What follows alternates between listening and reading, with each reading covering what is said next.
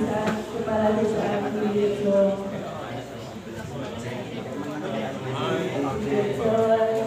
Kecamatan Pakaseso, Kabupaten Magelang. Yang kami hormati Bapak Arif Setiadi SE sebagai Desa Donorejo. Oh, di Rejo ya Pak ya. Di Donorejo. Yang kami hormati Bapak Lurah Kalurahan Nororo.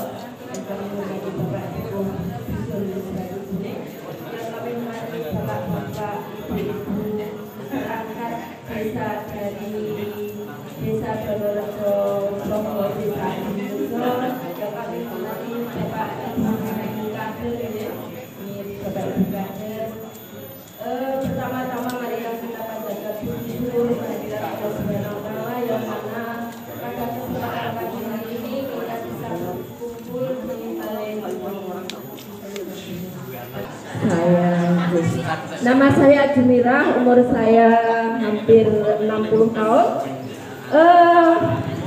Sekolah saya S2, SD sama SMP.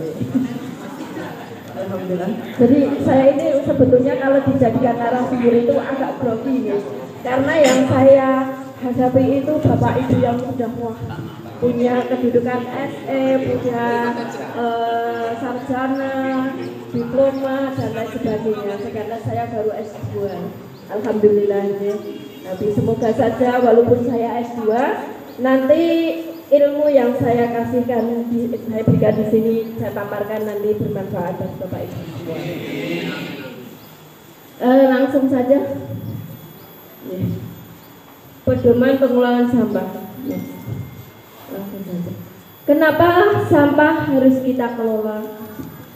Harus kita kelola, harus kita kumpulkan dan kita jadikan untuk penambahan nilai ekonomi. Karena saya mau cerita sedikit, yaitu pada tahun 2005 ya, yang tepatnya tanggal 21 Februari tahun 2005 itu terjadi bencana yang benar-benar kita itu benar-benar ikut prihatin ya.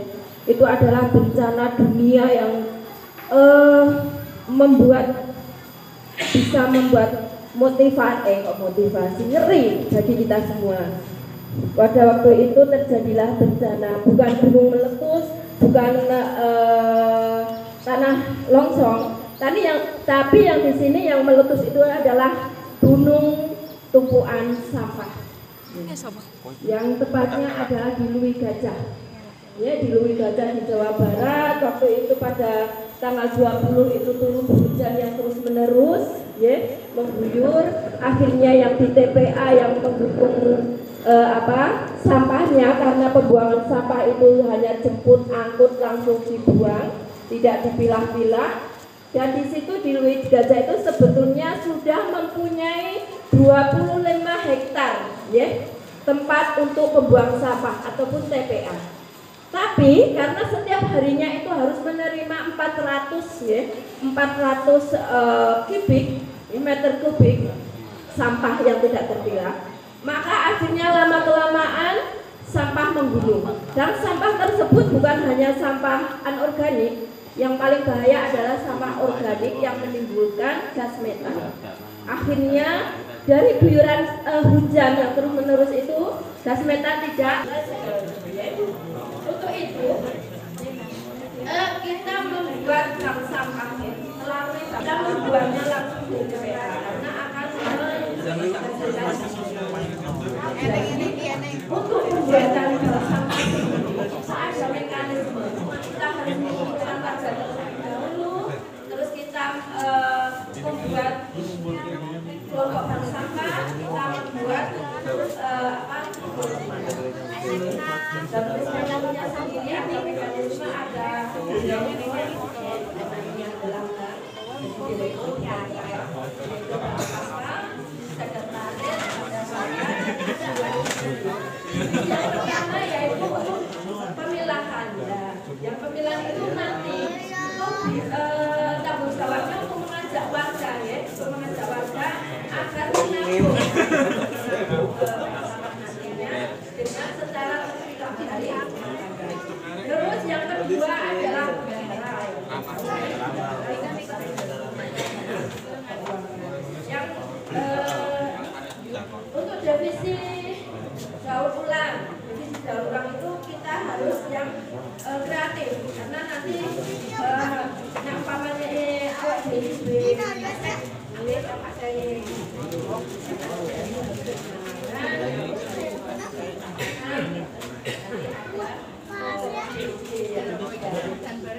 Terus selanjutnya untuk divisi pemesan.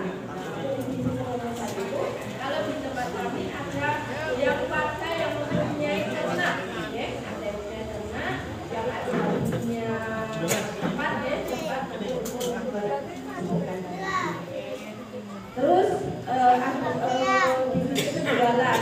Setelah jadi, ya, setelah jadi sampah sudah terpilah, sudah ditampung, terus ada kerajinan, terus ada pupuk, nanti tugasnya yang divisi penjualan. Dan untuk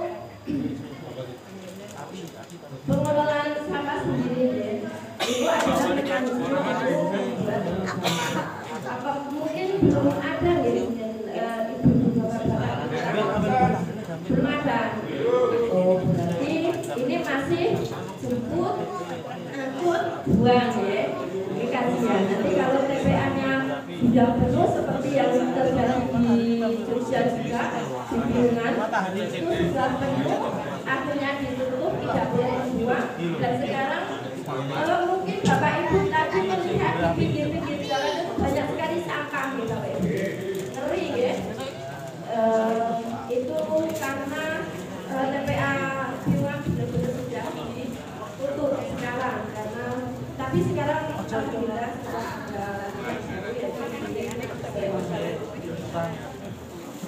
selanjutnya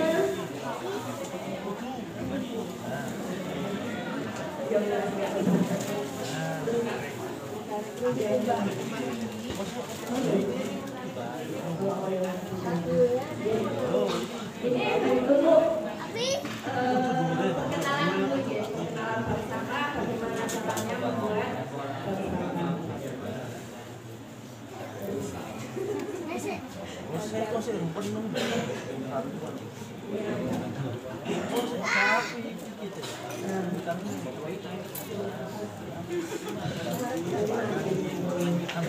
Nah, pengelolaan sampah itu seperti ini, pengelolaan sampah memiliki tujuan untuk mengubah sampah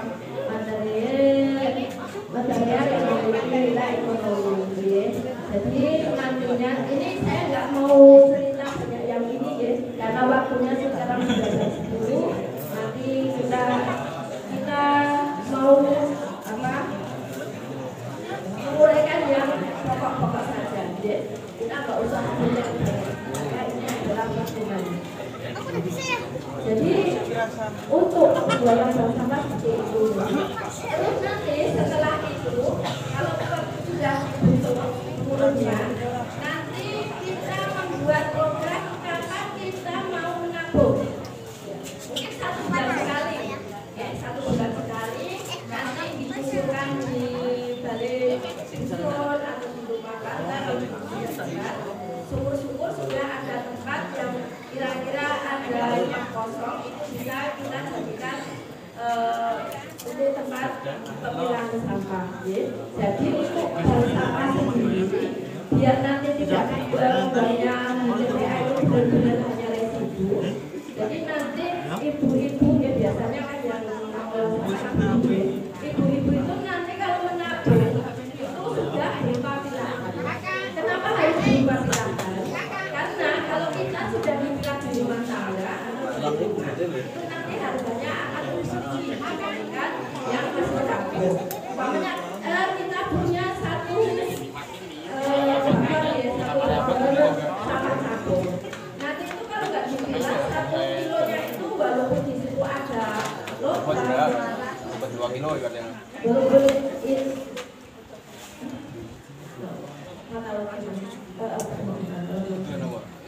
walaupun seperti ini, ya.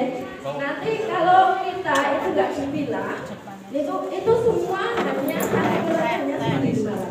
Padahal itu ada logam, ada kuningan, ada besi. Logam sendiri, kuningan itu 1 kilonya itu 80 sampai 900, kadang-kadang 90 sampai 100.000. Tapi nanti kalau kita masih campuran, itu tetap saja harganya 1.500. Terus untuk botol sendiri, ya, untuk botol pisah menjadi 3 bagian. Nah, kita contohkan ini. Nah, ini kan botol ya. Yang tutupnya nanti kita sendirikan.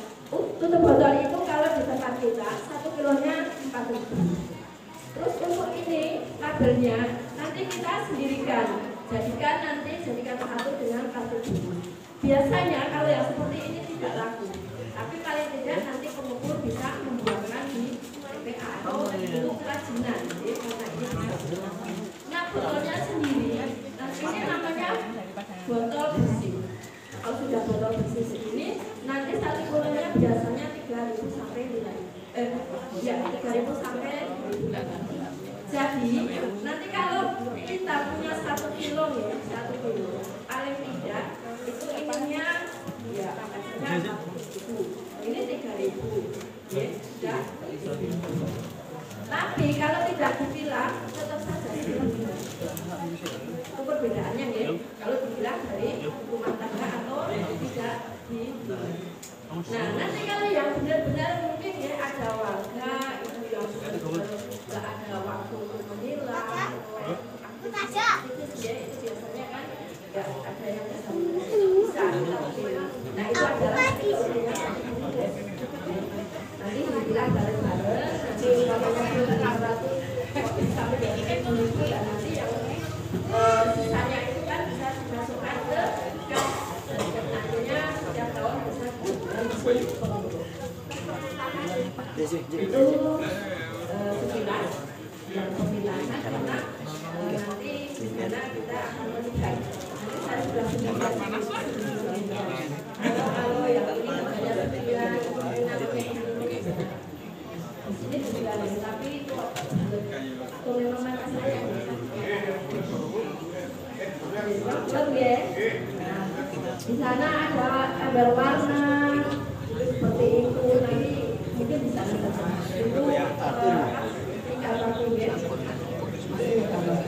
Terus ini adalah untuk anggaran ya. Dan apapun ya, apapun sampah yang didapatkan di rumah tangga itu ternyata punya nilai ekonomi juga. Biasanya kalau ibu-ibu kalau nyapu ada plastik yang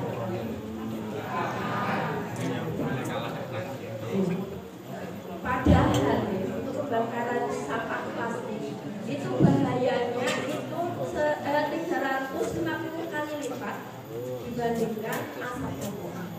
Asap sampah plastik itu bahayanya 350 kali lipat dibandingkan asap. Jadi Bapak Ibu bisa membayangkan ya, bisa membayangkan kalau anak kecil ayahnya, bapaknya merokok di dekatnya aja kadang-kadang bisa menimbulkan infeksi paru-paru. Jadi kalau sampai kita membakar plastik terus-menerus, bukannya kita tidak boleh membakar gitu ya. Seandainya itu plastik yang sudah benar-benar kotor, yang benar-benar kumuh, biasanya kan ibu-ibu kalau sekarang kalau kemudian atau ini berarti saya tahu kan ini bu lele, nah ini rasanya berapa jadi itu kan tidak bisa ditampung ya, karena terlalu lumpuh. Nanti tempat ada ujung-ujungnya itu jadi boleh dan ini seperti ini, jadi semua sampah bisa kita kelola, belum bisa tapi kemarin saya mau membuat ini mesin yang besar untuk menangani karena memang masih menjadi PR. Mungkin yang anorganik ini dulu, terus sekarang kita lanjutkan yang organik.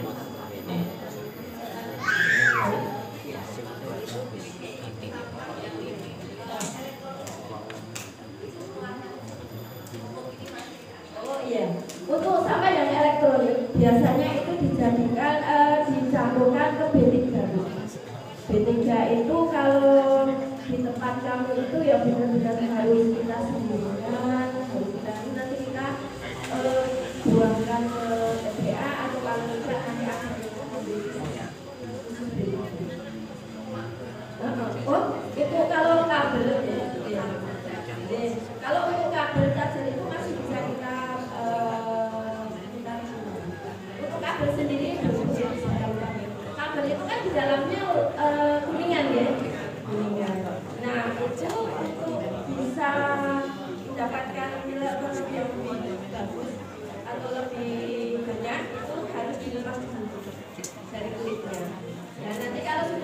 plain-plainnya, nanti kulitnya dimasukkan ke kemasan, terus nanti kuningannya itu bisa langsung sendiri. Biasanya kalau di tempat saya itu kuningan itu 80. Tapi kalau itu saja ya sama. Jadi, mungkin ada lagi pertanyaan tentang yang anorganik. Masih ada pertanyaan lagi? Ya, Pak.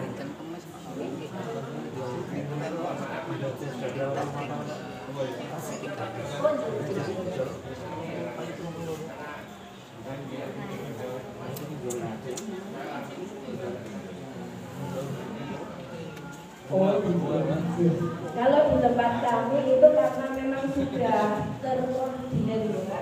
Jadi kita itu membuat bank sampah seperti di sini ya. Di sini itu ada 9 dusun, ada 10 kelompok bank sampah.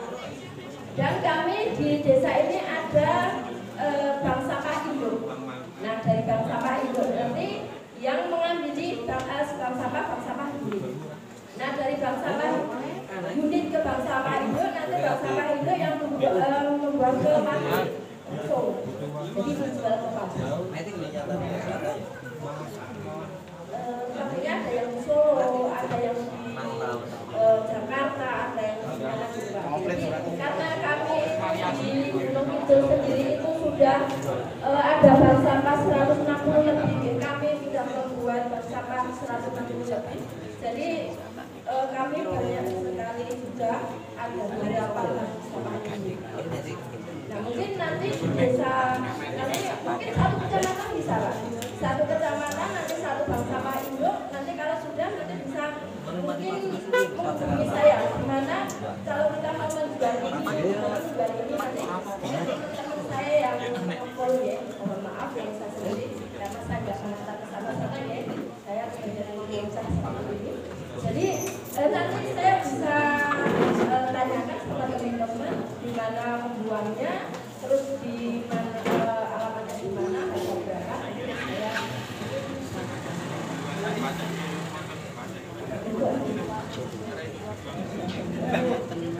Ya, Pak. Sampai dari kaca sementara kita masih tetap bisa ditabung Pak. Pecahan kaca itu bisa ditabung, sandal, botol, tas botol, kaca pecah itu ditabung. Nah, belum bisa mengelola sendiri tapi bisa ditabung. Ada lagi? Tidak ada ya. Jelas, kenapa jelas? Kenapa beres? Kita lanjutkan untuk pengelolaan yang organik. Di tempat kami, kalau yang organik kita jadikan menjadi 3 bagian. Yang pertama yaitu sampah daun, terus serbuk gergaji, sekam, ada sekam, terus kotoran ternak. Itu kami jadikan untuk organik. Dan tentunya ada di sana ya. Kita jadikan pupuk organik dan pupuk organik sendiri apabila Bapak Ibu ada yang petani di sini ya, dan punya